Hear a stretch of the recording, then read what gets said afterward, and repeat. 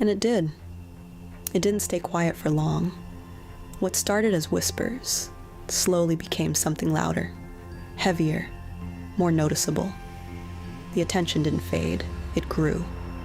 And the suspicion became real. Because in Babylon, nothing unusual goes unnoticed for long. At first, it felt like a favor. Everything seemed to be working in their favor. They had been chosen, they had been trained, and when the time came, they stood out. Not just a little, but clearly.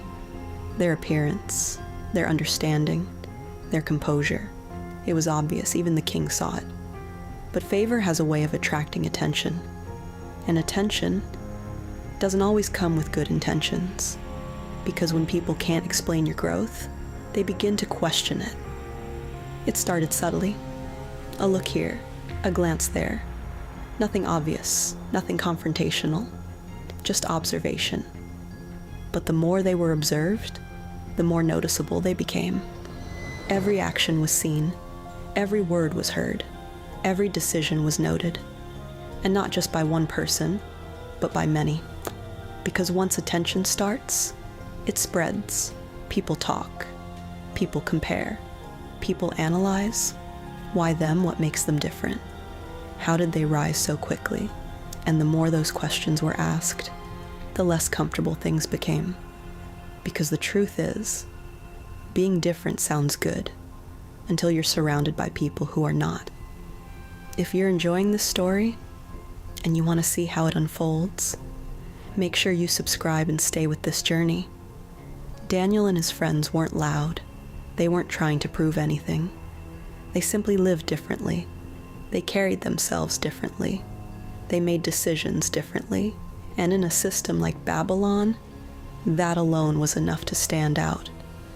But standing out comes with pressure, because people don't always celebrate what they don't understand. Sometimes they resist it. Sometimes they question it. And sometimes they feel threatened by it. The atmosphere had changed. You could feel it.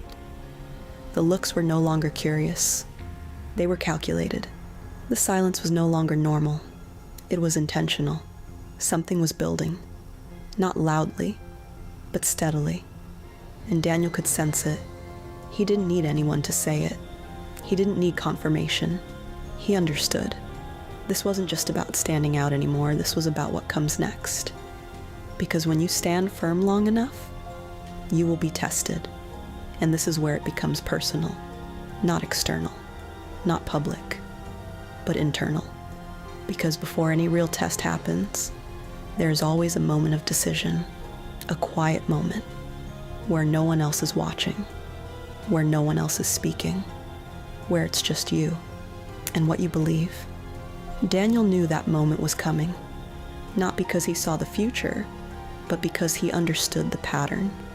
Pressure always leads to a decision, and soon that moment would arrive, a moment that would demand a choice, not small, not easy, but clear, compromise or stand firm, and what they choose would change everything.